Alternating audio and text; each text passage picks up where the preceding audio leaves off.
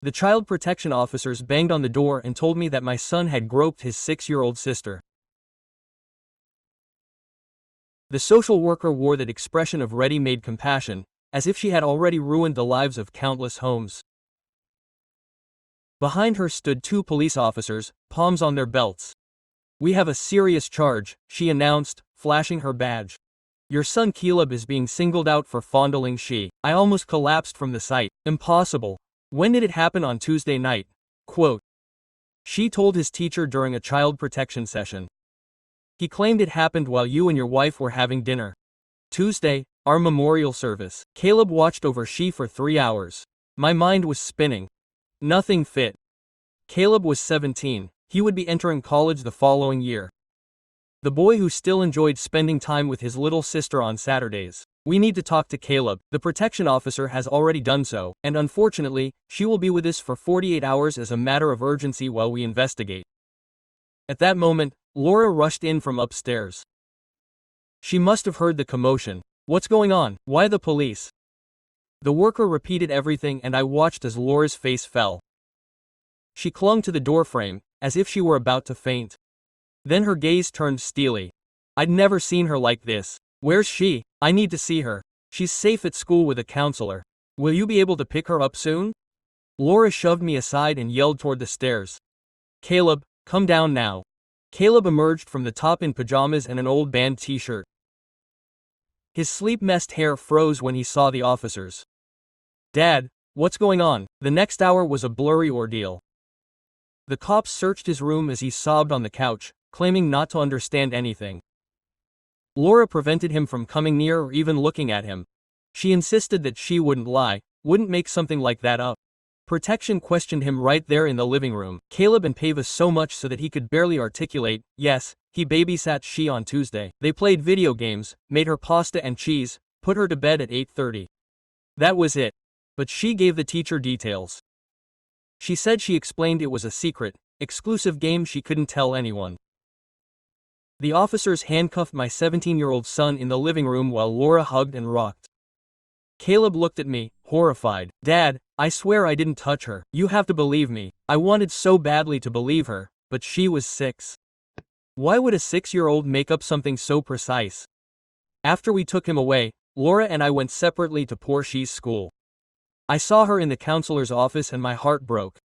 She looked so tiny, she wouldn't look up at anyone, she was limping. The counselor said she was brave, that reporting was the beginning. Laura picked her up and carried her to the car. I tried to follow them, but Laura turned away. "Don't even try. I can't stand the sight of you now. Your son did it." "Laura, we don't know." Presented by Emma Tomas. The nurse found marks on her thighs. Her voice broke. "He took her to the hospital for a checkup. Don't follow us." I stood in the school parking lot for 20 minutes, immobilized. My son in juvenile hall. My stepdaughter on her way to a rape kit. My wife framing me. How my family had fallen apart in one morning. That night Laura returned around 9 a.m. with she asleep in her arms. She had been given a mild sedative. She picked her up without a word. Then she went downstairs with a suitcase. We moved in with my mother. "Laura, please, let's talk." "About what?" "Your son molested my daughter. The exam revealed injuries. He was considered a minor. What's left to discuss?" "He claims he didn't. Caleb never cheated on me about anything serious." Laura let out an acid laugh. "Everyone claims they didn't. All abusers swear their innocence." She pulled out her cell phone and showed me something she'd researched. "Look, only 2% of children lie about being molested. Either she belongs to that small group, or your son is what indicates the evidence. He left with she that night. The house looked like a tomb." Something prompted me to remember the camera system. Laura had given the investigators the recordings, but there was an old tablet linked to the cloud and there I found it 2 weeks ago. Laura with she. While Caleb was in basketball. "Do you remember what we rehearsed, my love?" His clear voice. "When the lady asks, tell her that Caleb touched you here." She's little voice. "But Caleb didn't do that. It's fake, like when we play house." I ran to the bathroom and threw up. My wife had taught she. The doorbell rang. "I know you're there." It was Laura. I moved away from the door, my cell phone, still playing the video of her instructing she. The incessant ringing rang harder. My hands were shaking so much that I almost dropped the phone. "If I open it, she'll know I found something. She'll snatch it from me. She'll erase everything. She'll ruin the only evidence to rescue." To Caleb. I ran to the kitchen, closed the back door, and checked all the lower windows. Laura screamed louder, "My name, let her in." I ignored her and searched Google with restless fingers. Criminal lawyer, false accusations, immediate assistance. The first one, Lucas Ingram, expert in wrongful accusations. It was almost 11, but I called. It rang once, twice, 3 times. I thought it was an answering machine. On the 4th, a tired but alert man answered. I began to quickly tell you everything about Caleb, the accusation, the video of Laura indoctrinating she. Lucas interrupted me slowly. "Take a breath, send me the video." I already took out my cell phone, located the file in the cloud app and shared it. Lucas stayed online. "Don't open Laura's door, don't talk, don't let her in no matter what. Call in 20 minutes after watching the video."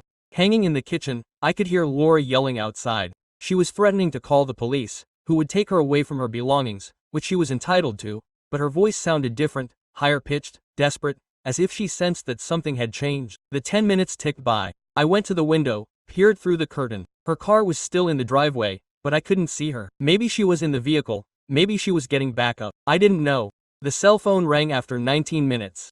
"Lucas, this changes everything. The video is clear evidence of indoctrination. It could prove Caleb's innocence.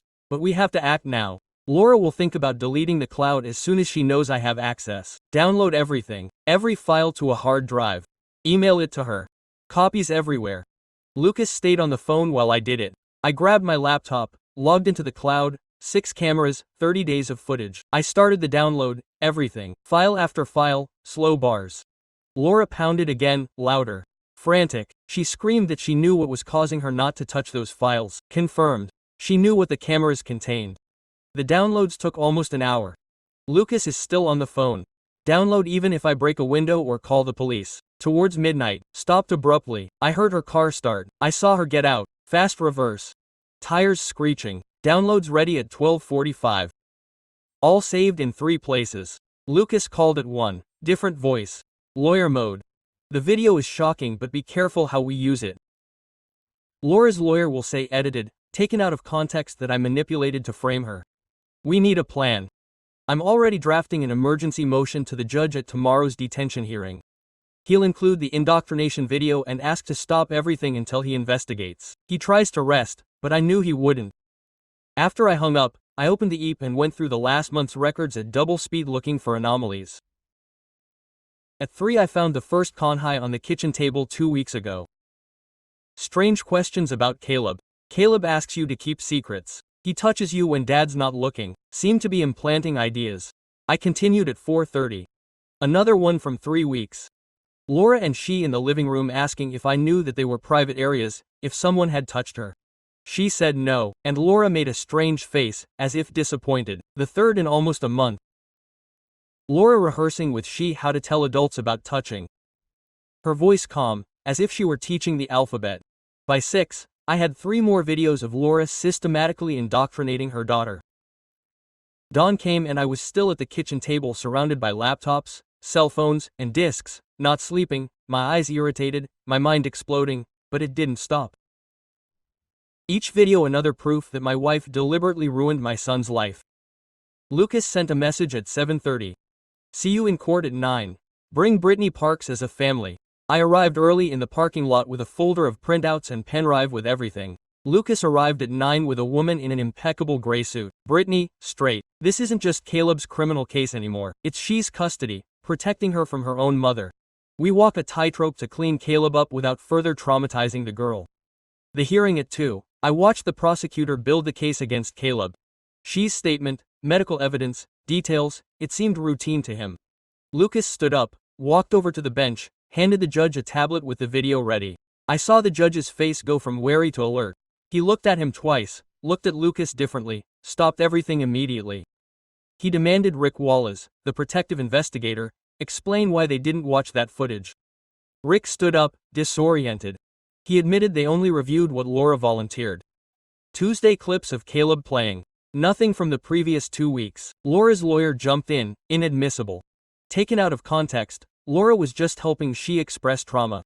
The judge cut him off. He ordered forensic analysis of all the footage, that if I saw an independent psychologist, not the one Laura brought, Caleb would be released that afternoon into my custody with an ankle bracelet. The investigation continued. I almost fainted with relief, but when they released Caleb, I barely recognized him 2 days inside, but he looked like aged, years old, empty eyes, he wouldn't look at me. When I tried to hug him, he pulled away as if I was going to hit him. The detention center counselor pulled me aside and explained that Caleb showed signs of trauma that required treatment. I immediately signed all the release papers and took him to the car. He didn't say a word, just stared out the window with a vacant look, and I realized that even though I had evidence of his innocence, something inside my son had fractured in that place. The drive home took 20 minutes, but it felt endless. Caleb was in the passenger seat, pressed against the window without blinking. His hands were clenched so tightly in his lap that his knuckles turned white. I tried to talk to him twice, but nothing. He didn't even look at me. He remained lost in emptiness, as if I was no longer there. When we reached the garage, he got out before I stopped the engine and walked hunched over to the door, waiting for me to open it. The house was exactly as it had been when we left for the courthouse, but now she seemed strange, as if something horrible had happened inside. She went straight up to her room and locked the door without saying anything. I stood at the foot of the stairs, listening intently, but there was no sound, no footsteps, no creaking of the bed. The counselor had insisted to me before we left that Caleb was showing signs of severe trauma, that he needed urgent professional attention and constant supervision for a few days. He told me, kids who are falsely accused in detention end up with after effects similar to those who are victims of torture, because the psychological damage is devastating. First, I had to make sure he was physically safe and that he knew I believed him 100%. Quote, I went upstairs and knocked on his door, but there was silence. I opened it slowly and saw him sitting on the edge of his bed staring at the floor, as rigid as a statue. I sat down next to him and told him that I knew he hadn't done anything, that I had proof that Laura made it all up, that we were going to work it out. He didn't look at me or respond, but after a while his hand came a little closer to mine without touching it, but close enough for me to know that he had heard me. That night, around 7, my cell phone rang with Lucas's number. He informed me that the judge had imposed a temporary restraining order. Laura was not to go near Caleb or Shiara during the investigation. That's how they had placed her in emergency foster care that same afternoon, because social services considered Laura a psychological risk to her own daughter. The system that almost destroyed my son was now protecting the girl from her mother, and I didn't know whether to feel relief or revulsion. Lucas said that the foster family was experienced in trauma cases and that she would be fine. But to think that a 6-year-old girl, the years that separated her from everything she knew because her mother used her as a tool, made my guts turn. I asked if we could see her and she said no yet, that she needed to decompress without adults from her past life. The assigned guardian would assess in a few days what contact was appropriate. I thanked Lucas, hung up and went upstairs to see Caleb. He was lying in bed, fully clothed, staring at the ceiling. I told him about she in foster care and he closed his eyes, but not a word. The next morning, at 9, Rick Wallace arrived at the door. He looked different than when he had taken Caleb, nervous, shifting his weight on his feet, and even apologized before going in. We sat in the kitchen and he pulled out a notebook. He wanted to go over everything from the beginning. He admitted that social services had bought Laura's story without verifying anything of their own. The coaching video hinted at something more sinister than a worried mother, perhaps Munchausen syndrome by proxy or factitious disorder imposed on another. That is to say, Laura could be harming she intentionally tried to get attention. He asked me to retell the entire timeline, everything I could remember about Laura's behavior. Before the accusation, I started talking, and once I got started, details I hadn't even considered surfaced. I told him about the last 6 months. Laura had become obsessed with life insurance. She kept asking me to increase the coverage, saying we needed more family protection. She would pull out retirement account statements and study them for hours, wondering what would happen to the money if something happened to me or Caleb. She wanted to know the ins and outs of inheritance. Who would get it? What if Caleb died before he was 18? Do stepchildren have the same rights as biological children? At the time, I had thought she was being practical, concerned about the future, but now every conversation sounded suspicious. I told him how she would bring up catastrophic topics. What would happen to my assets if Caleb made a big mistake or ended up in prison? Rick's face changed as he spoke, his jaw set. Typing frantically. When I finished, he looked up and said, "Did you just give him your phone?" Laura didn't just want to kick Caleb out of the house, she was positioning herself to profit by destroying him. 2 days later, Lucas called. He brought a forensic video expert who was no stranger to authenticating digital evidence. She arrived with a laptop and hard drives and spent 3 hours reviewing the entire cloud backup. She confirmed that the babysitter video of Laura picking on she was 100% authentic, unedited, with metadata indicating it was recorded exactly 2 weeks before she dropped the bombshell at school, but she found more. Laura had accessed the cloud the morning of the accusation right after dropping she off at school and deleted a bunch of videos from the previous weeks. The expert recovered some of the deleted footage and found 2 more moments where Laura coached she by asking leading questions about Caleb and correcting her when she said nothing was wrong. Laura had spent weeks preparing the false accusation, planting the story in her daughter's head, and erasing traces of her manipulation. That same afternoon, Brittany showed up with a stack of legal papers. She filed an emergency custody motion for she on my behalf, alleging that Laura was psychologically abusing her daughter, using her as a weapon in a scheme to destroy Caleb and possibly profit from it. She included screenshots of the coaching videos, transcripts of the deleted ones, and copies of all of Laura's questions about insurance and inheritance. Brittany explained, "It's a long shot because I'm just the stepfather, not the biological father. But the evidence of manipulation is so strong that a judge could grant temporary custody while the criminal case proceeds." She said Laura's family would fight hard. They would want to place she with grandma, but it had to be tried because leaving the child in foster care long-term wasn't ideal either. "I finally got Caleb an appointment with a therapist who specializes in false accusations. The office was in a quiet building downtown with comfortable chairs and soft music. Caleb barely looked up through all the paperwork. He just nodded or shook his head. I waited outside, pacing the hallway for 50 minutes until she came out. The therapist asked to speak to me privately and explained that Caleb's symptoms were consistent with someone who had been psychologically tortured. It's hard. Being falsely accused of something so serious and locked up with real criminals while everyone else thinks you're guilty takes a huge toll." She said he would need intensive therapy several times a week for months, maybe years, and that he might never fully recover from what Laura did to him. She gave me warning signs and told me to call her right away if I saw Caleb wanting to hurt himself. 3 days after Caleb was released at dusk, Detective Jack Floyd showed up. He stood on the porch uncomfortably and asked to come in to talk. We sat in the living room, and he apologized for not investigating more thoroughly before taking Caleb out of the house. He said Laura was very convincing when she came to the station in tears with doctor's papers about she's injuries that seemed to fit. She had medical records, photos of bruises, and she's statement, detailed enough that it seemed impossible for a 6-year-old to make it up. He admitted that he trusted Laura because mothers who report abuse usually tell the truth, and he didn't think Laura could be the one who hurt she. He pulled out his notebook and said that they were now investigating how she got her injuries because the timeline didn't match up at all with what Laura was saying. The coroner who reviewed the original photos saw that the bruises were at least 4 days old when they were photographed, meaning they occurred before the Tuesday when Caleb allegedly touched she. Laura swore they were fresh from that night, but the evidence indicated that she had been injured for days before. They were looking to see if Laura made them herself to bolster the case. Jack said that if they could prove that Laura intentionally harmed her daughter to frame Caleb, she would be hit with additional child abuse charges, as well as false reporting. Lucas called the following week with another bombshell. He obtained Laura's cell phone records via court order and found that she had called her mother Valerie 17 times in the 2 weeks leading up to the charge. Most of them lasted 20 minutes, much longer than her usual quick chats.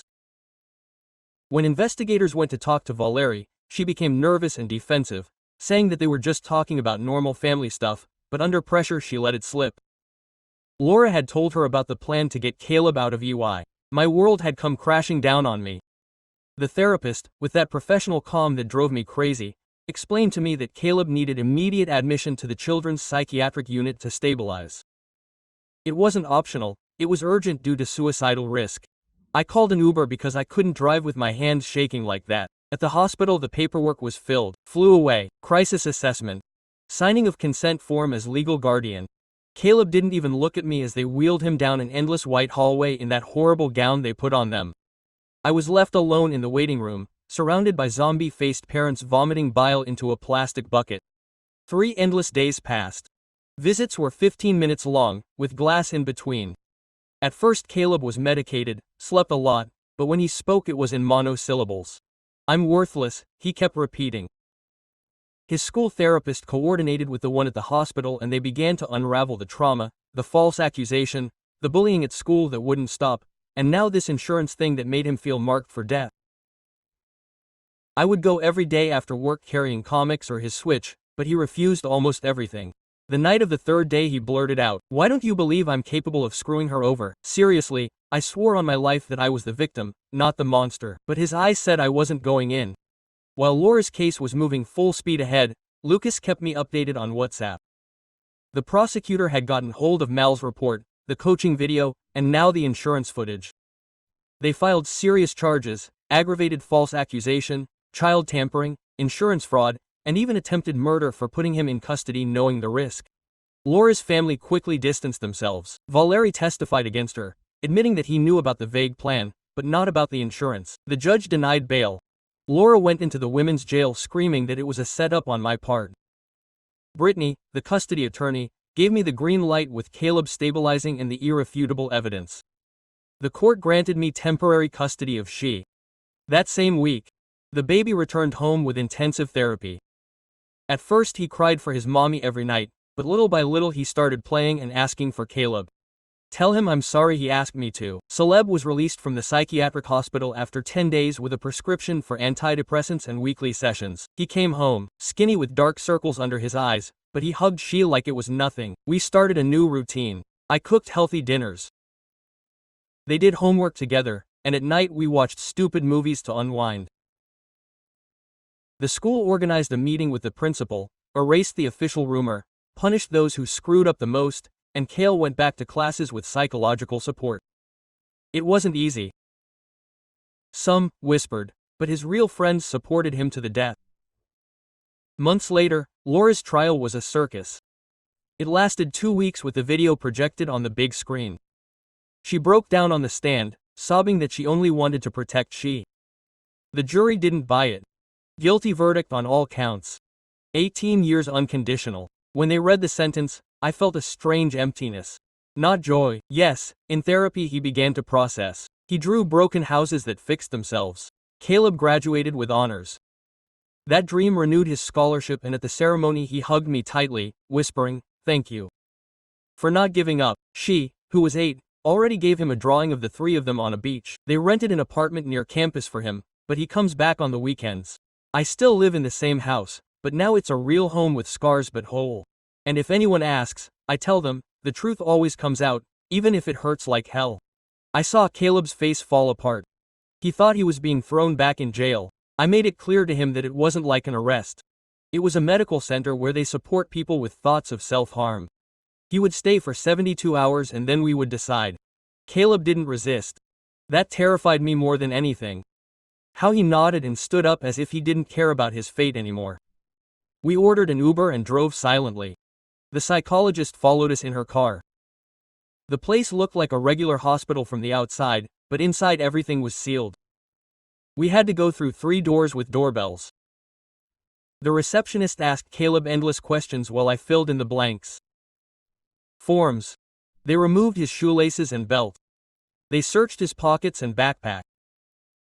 Then a counselor came in and said it was time for me to leave, that Caleb needed to get settled. I tried to hug him, but he froze. He wouldn't look me in the eye. A worker guided him through another closed door and he disappeared. I made it to the car before I completely collapsed. I stood in the parking lot crying so hard I couldn't breathe.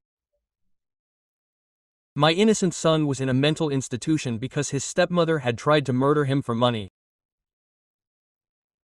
Laura was on probation, probably at her mother's house, while Caleb was confined behind 3 doors, guarded so he wouldn't hurt himself. The next morning Brittany called. Laura's lawyer had filed a petition alleging that I was an unfit father. He said I had allowed my son to become so unstable that he required psychiatric hospitalization, which proved I was incapable of adequate care. They were using Caleb's trauma response against us. Brittany said it was one of the most cruel cases I had ever seen in 20 years of family law. They literally argued that the harm Laura caused by falsely accusing him meant I shouldn't have custody of she. I asked her if that would work. She said probably not with all the evidence against Laura, but that it would complicate and cost the custody case. That same week, Meline finished her evaluation of she. She sent an official report to the court that she read through Brittany. It said that she showed clear signs of emotional abuse from being used as a tool in her mother's scheme.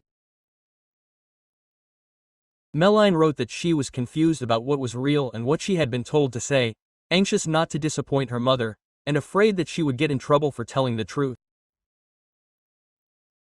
It recommended no contact with Laura until she had undergone prolonged psychological treatment, and perhaps never without supervision. The report was extremely scathing about what Laura had done to her own daughter. A few days later, Rick called me. His investigation was complete and he was issuing the final report. He read sections to me over the phone. The report completely exonerated Caleb of any responsibility and recommended immediately terminating Laura's parental rights over she.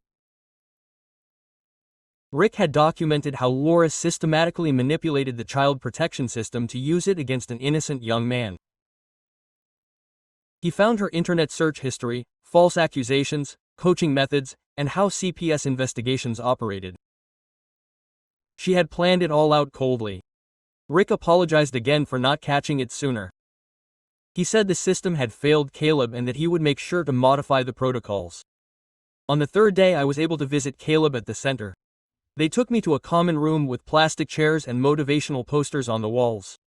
Caleb came in looking frailer, wearing hospital pajamas. He had deep circles under his eyes. We sat down and I asked him how he was feeling. He said the medication was helping, that he could now sleep without seeing Laura's face or hearing the detention doors close. His speech was monotone, but again in complete sentences. The psychologist had worked with him on a safety plan for when he got out. He had to swear to let me know if she ever thought about self-harm again, to accept intensive outpatient therapy 3 times a week. Then he said something that surprised me. He told me he wanted to testify against Laura if it would protect she from being used like that again. He said she shouldn't grow up thinking what happened was her fault. He had this determined look on his face that I hadn't seen since before the indictment. Lucas called that afternoon with news of the criminal trial. The date was set for 3 months. He warned me. It would be very tough because Laura's lawyer would try to portray her as a worried mother who made an accidental mistake. We had to prepare in case he claimed she was crazy or that she truly believed something had happened to she. Lucas said the coaching video was devastating, but juries are unpredictable, especially with mothers accused of harming their children. We had to prepare for any strategy. A week later I met with Brittany to talk about adopting she. She explained that it would be complicated because I was only the stepfather, not the biological father. I would have to prove that Laura was useless and that I could provide her with a stable home. With Caleb's institutionalization, her lawyer was going to fight tooth and nail. Brittany said it was hard, but worth it because it would give me legal leverage in the custody case. We began gathering documents and references. Caleb was released from the hospital 5 days later with a stack of paperwork and outpatient therapy appointments. He looked better, with more vitality in his eyes. The medication had stabilized his mood. He went straight up to his room, and I heard him reorganizing things. An hour later he came down with a stack of envelopes, college acceptance letters that he had ignored for weeks. He asked me to help him write to the schools, explaining what had happened and requesting a deferment. That night we drafted emails together. He was honest about the false accusation, the evidence that cleared him, and how he needed time to recover. We sent them to 5 colleges. Within 2 weeks, all 5 responded. All agreed to hold his spot and were empathetic. An admissions officer wrote that his resilience to survive that demonstrated the character they looked for in their students. 3 days after the last response, at 7 in the morning, someone knocked on the door furiously. I looked through the peephole and saw Valerie with her face contorted with rage. I took out my phone and recorded it before opening it, leaving the chain on.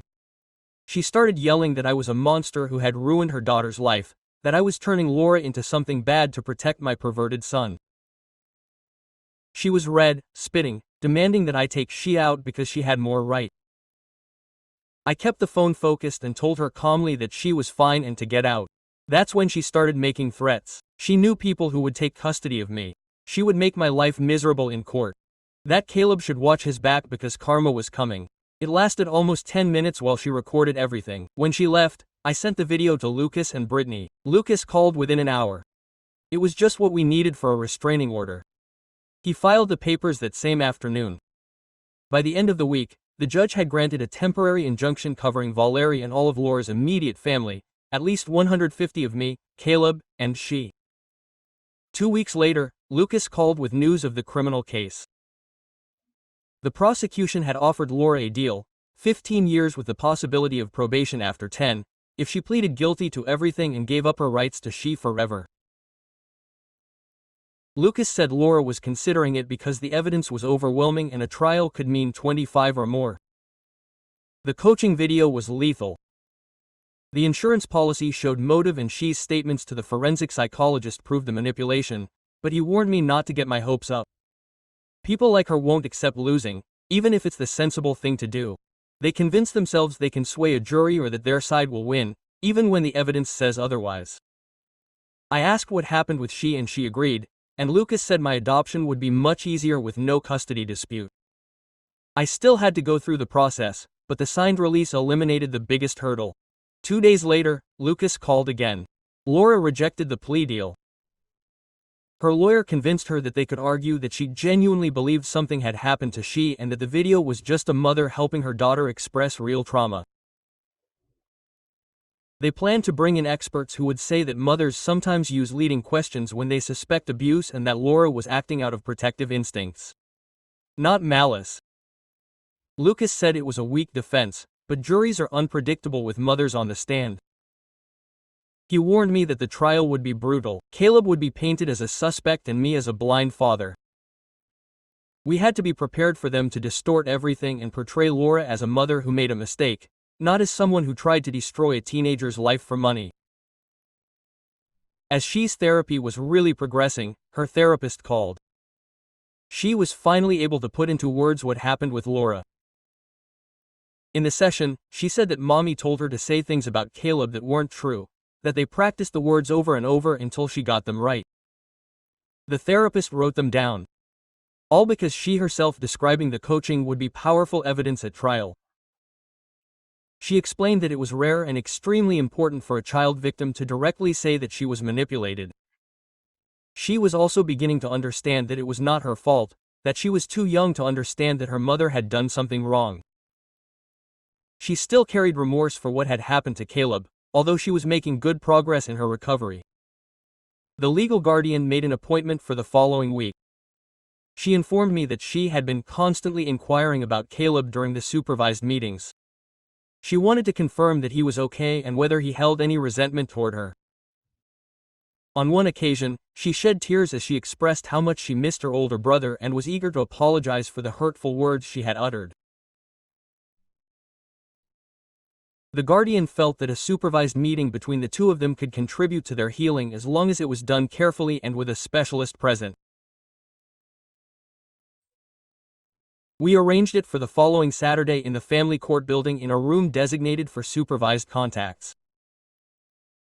I was concerned about Caleb's possible reaction, who remained vulnerable.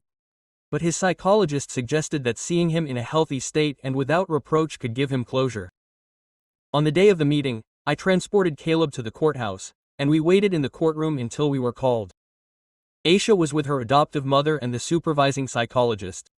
Upon spotting Caleb, she burst into tears and ran to meet him. Caleb crouched down, and she put her arms around his neck, mumbling that she deeply regretted having uttered those falsehoods. Caleb, too, was shedding tears, hugging her, and reiterating that he understood that it was not her fault, that he harbored no anger, that he loved her and always would. They settled on the floor for almost 20 minutes, while Shiosaba and Caleb rocked her gently, just as they did in her nightmares. The psychologist later told me that it was precisely what they both needed. She's relief at realizing that Caleb did not hate her was reflected in every moment. part of his being. And Caleb seemed to find meaning in protecting his little sister. His own psychologist mentioned that helping she could speed his healing, as it provided him with an avenue to regain control in a scenario where he felt completely helpless. 80 weeks before the trial, Lucas received another communication from Laura's attorney. They returned with a superior proposal. Laura would plead guilty to all charges, except 20 years, permanently renounce she, and submit a detailed written statement about her financial motive and exactly how she manipulated she. The attorney admitted that Laura had finally come to terms with the fact that she was going to prison anyway and was seeking some control rather than risking more years in litigation. Lucas stated that it was the best option for us because she would not need to testify. Caleb would not relive the ordeal in court, and we would have Laura's admission to use in therapy sessions to help she understand what her mother had inflicted on her. Lucas and the prosecution. The details were refined over the next 2 weeks. The pact called for Laura to record a video explaining how she manipulated she, telling him what to say about Keb groping her, what terms to use, and rehearsing the story until it seemed plausible. She was also to state on camera that the incentive was Caleb's life insurance policy, which called for him to be jailed or murdered to collect it. The video would be used in she's therapy to elaborate and absorb the manipulation and would remain in the dossier in case Laura later tried to claim she was coerced. Lucas indicated that having her admission on tape was a safeguard against her altering her story or attempting to contact she. Despite the restriction, the pact hearing took place on a Monday morning in late September. Sitting in the courtroom with Caleb at my side, both of us in suits, we watched Laura enter in her orange jumpsuit and forehead shackles. She looked smaller, deflated, as if something inside her had snapped. The magistrate heard her. He asked questions to validate that she understood what she was pleading guilty to and the repercussions. Laura answered in a monotone, automatic, without looking at us. When asked to state in her own terms what she had committed, she listed her crimes as if reciting a shopping list. She instructed she to falsely accuse Caleb. The motive was insurance money. She altered medical evidence, misled investigators, used her daughter as a tool to annihilate an innocent young man. Her voice remained unchanged, devoid of emotion, as if she were narrating about someone else. The magistrate approved the plea deal without hesitation and proceeded directly to sentencing. He said he had reviewed all the evidence, read the impact reports from Caleb's psychologists, and weighed the severity. He characterized Laura's case as a premeditated assault on a minor using mechanisms designed to safeguard children. One of the most alarming episodes of parental manipulation in his 20 years on the bench. Sentenced her to 20 years in state prison with a strong suggestion that she serve the full term without early release. He terminated Laura's rights to she immediately and permanently, arguing that she had proven herself to be totally unfit and a risk to her daughter. He issued a perpetual no-contact order, barring Laura from any interaction with Caleb or she for life. Even after her release, Laura's attorney attempted to argue, but the magistrate cut him off. There was nothing to argue, and Laura should consider herself lucky. The prosecution did not seek more years. The sheriff removed Laura and she never looked back. Outside, Caleb made it about 10 steps down the hallway before his legs gave out. He collapsed on the marble, his back against the wall, and sounds emerged that I had never heard him make before. It wasn't real crying, more like his system trying to expel months of toxins. His hands were shaking so badly that he couldn't control them, and he struggled to articulate, but the words came out fragmented. I threw myself on the floor next to him and hugged him to my torso as he thought that his existence was over, that everyone at school would always perceive him as a predator, that he would never be normal again. People were walking down the courtroom hallway. Some were watching, but I wasn't. Caleb had to let go of everything. He needed to let go of what Laura had instilled in his mind during those months of absolute terror. He cried until his throat burned and his face swelled. I just held him and told him it was over, that she couldn't hurt him anymore. Eventually his breathing became calmer, the shaking stopped, and he wiped his face with his sleeve as if he were embarrassed. We lay on the cold courtroom floor for about 20 minutes, until we were able to sit up. 2 weeks later, I returned to another courtroom for She's custody. Laura's mother, Valerie, showed up with her lawyer, claiming that I wasn't her blood and that she had to go to her real family. The legal guardian stood up and pulled out a thick report. It detailed how attached she was to me and Caleb, all the progress she had made in therapy, the stable home she could offer her. She's psychologist recounted how the girl called me Daddy and incessantly asked when I was coming home. The magistrate reviewed everything, looked at Valerie's history of collaborating with Laura in her delusions, and made her decision in less than 5 minutes. She granted me full custody of She. She immediately cut off any visits from Laura's family and signed the paperwork then and there. She was mine, truly. Valerie screamed about how unfair it was as the guardian ejected her, but the magistrate moved on to the next case as if nothing had happened. I emerged with the paperwork stating that she was mine for safekeeping. For the first time in months, I felt like I could take a deep breath. Bringing She home 3 days later was harder than anticipated. I ran around the house elated to see her room again, but abruptly fell silent and she asked when Mom was returning. Her psychologist had warned me that she would miss the mother she thought she had, even though she was now protected. We established routines such as, she told me, breakfast at the same time, a sleep ceremony, everything predictable so that she would feel safe. Caleb amazed everyone with his enormous patience with her. He would sit on the floor playing with dolls for hours on end. He let her direct everything. He never got irritated, even though he repeated the same questions 1,000 times. One night I found him reading to her at bedtime, imitating the voices of characters, and she was laughing like I hadn't heard her laugh since before the chaos. He saw me spying and shrugged, but I sensed that something had changed in him. Taking care of She was healing him too. A week after She arrived, Caleb told me that he would be taking a sabbatical before college. He wanted to organize his mind, help She acclimate and discover who he was behind what he was doing. Laura inflicted it on him.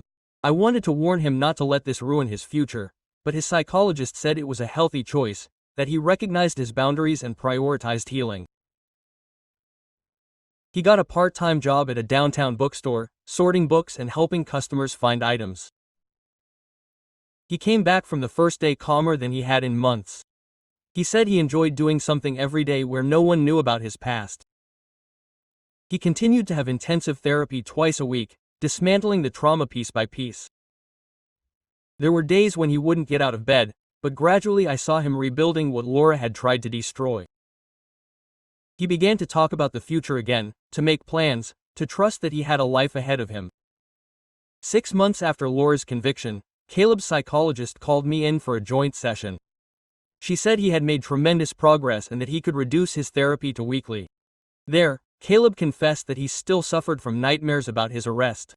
He would wake up in a panic, imagining himself returning to that cell, but it wasn't every night anymore, maybe once a week, and she mostly calmed down. She just said she was starting to believe she did have a future, that she could get into college next year and have an ordinary life. The psychologist warned that recovery doesn't follow a straight path. She knew there would be tough times ahead, but Caleb already had resources and solid support. Hearing her express optimism told me how close we had come to losing him forever. That same season, She's psychologist sent me a report that brought tears to my eyes. It indicated that She was thriving, showing amazing resilience for a little girl who had suffered so much manipulation. She rarely mentioned Laura anymore. And when she did, it was as if she were referring to a fabled figure, not her mother. She described how She had developed a strong and healthy bond with Caleb, seeing him now as a protective older brother. Rather than the accomplishment Laura had tried to describe to him. She attached She's drawings of our family, all 3 of us smiling broadly, and writing above in colored pencil. My family suggested spacing out She's appointments to every other week. She said she had worked through the trauma as much as a 6-year-old can and now needed only stability and affection to continue healing. I began my own therapy, finally recognizing that I needed support. I had been so focused on pushing Caleb and she forward that I ignored my own suffering from watching my wife try to ruin my son. My therapist was an older woman who had seen it all and didn't criticize me for missing the warning signs. She helped me understand that I had trusted Laura completely because I loved her and believed in our marriage, that faith was not fragility, even though she exploited it against me. We addressed my guilt over not having protected Caleb sooner, over having brought Laura into our lives. She explained that she couldn't have foreseen that manipulators are masters at hiding, that I had done the right thing in discovering the truth. She supported me, even though I didn't fully accept it yet. The sessions offered me a space to feel anger, pain, and confusion, without the obligation to be a rock for my children.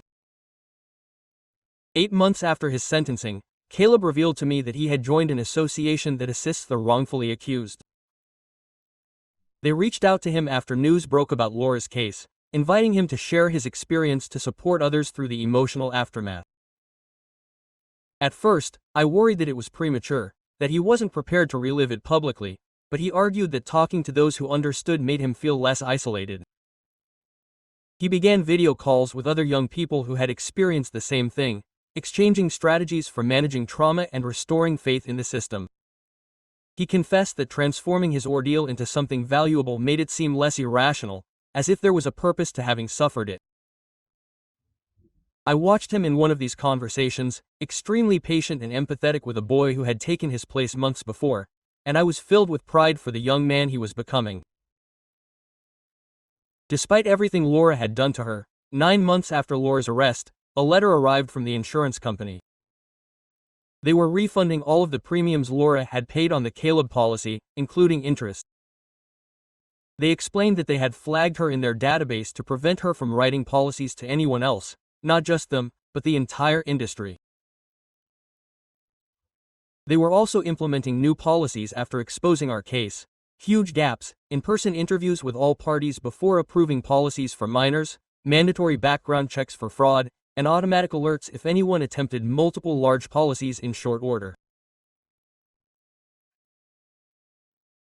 The claims manager called me personally to apologize for not catching Laura's suspicious behavior sooner. He claimed that our case had transformed his operations and could prevent other families from suffering the same fate. I deposited the check into Caleb's college fund, believing it was the best use of the money from Laura's nefarious scheme. She started kindergarten that fall at the local school with no one knowing about her past. She had spoken privately with the principal and teacher, mentioning that she had faced trauma but was in therapy without elaborating.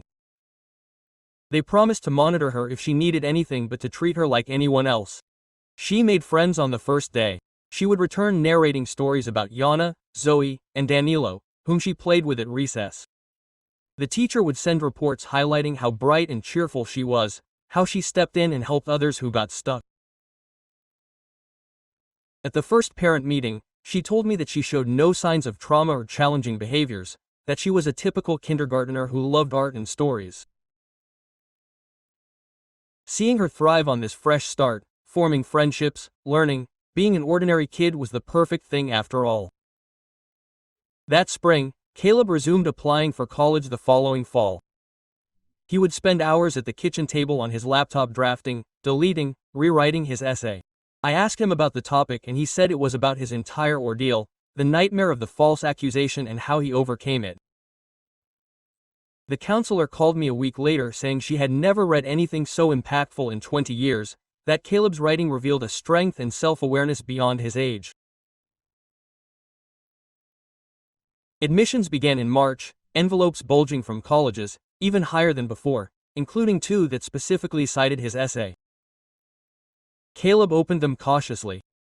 He read letters to she and me and watched him begin to trust his future.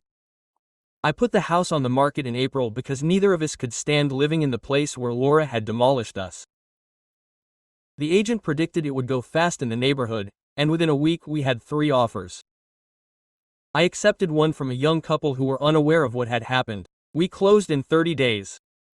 The new house was 20 minutes away in a different school district, smaller but with a large yard and no memories. Bears on the walls. She picked out everything for her new room. purple paint, purple curtains, purple comforter with stars.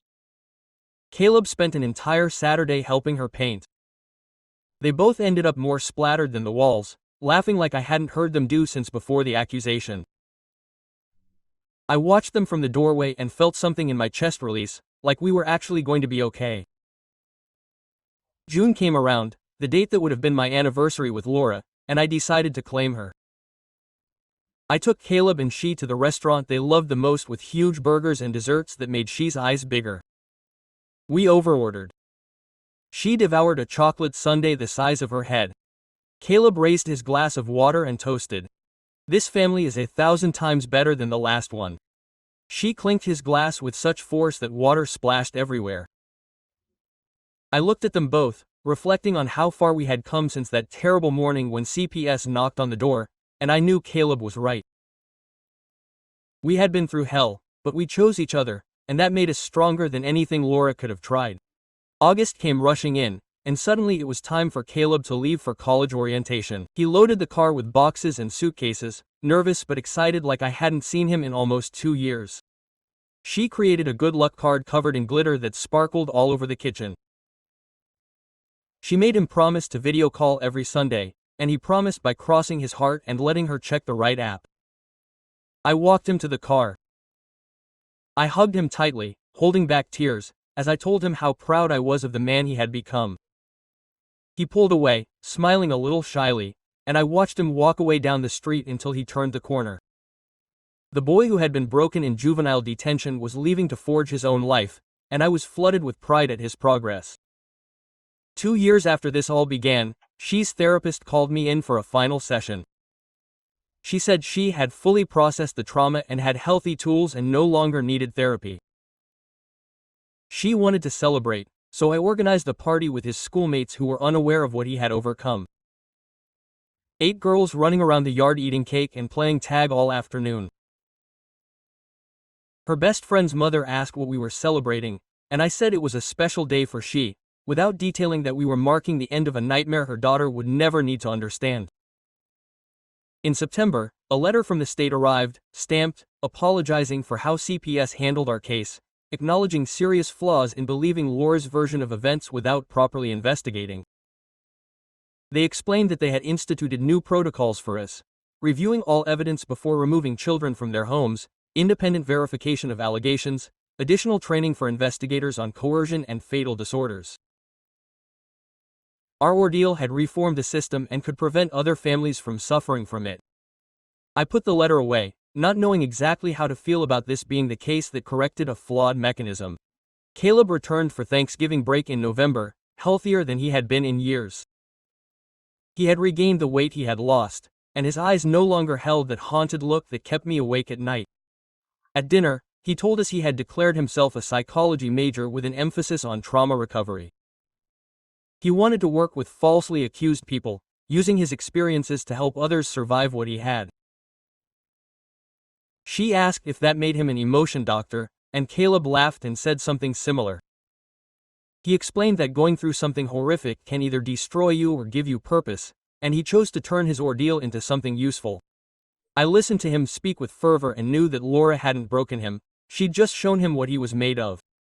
2 years after Laura's conviction, I was in the audience at She's school event, watching her perform with complete confidence. She had a speaking role as a talking tree and delivered every line with energy, making the parents laugh. Caleb, next to me, clapped louder than anyone else when she took her bow. And she saw us and waved her hand so vigorously that she nearly knocked her classmate over. Then she ran toward us. Caleb picked her up and spun her around as she laughed. We were not the family I envisioned when I married Laura. We were something different, something built from the ruins of her deception. We were the family we chose to be, and that choice made us more resilient than any of Laura's falsehoods. That's all for now. Thank you for joining me and sharing this with me.